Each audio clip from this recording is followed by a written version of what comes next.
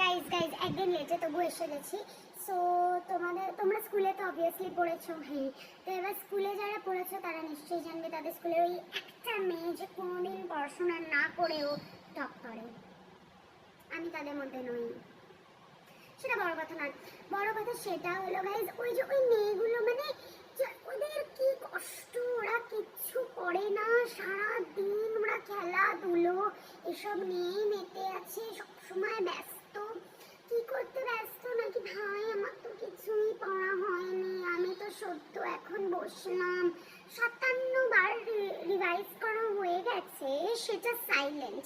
যাই হোক, কিন্তু ওদেরকে স্কুলে তুমি পরীক্ষা যখন দিতে বসবে ওদেরকে ডাকবে সারা তাকাবেই না।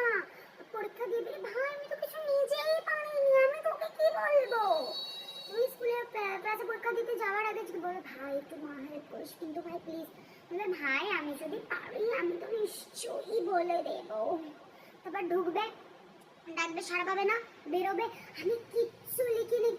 তাহলে সাপ্লিমেন্ট চেয়ে কি পাগলের ড্যান্স লিখে আসছিলি? কি লিখে আসছিলি? Supplement ma'am supplement. আবার এই কুকুরটা চিৎকার করে কেন? যাই হোক, মজা করছিস? আশ্চর্য, আমি অবাক গাইস।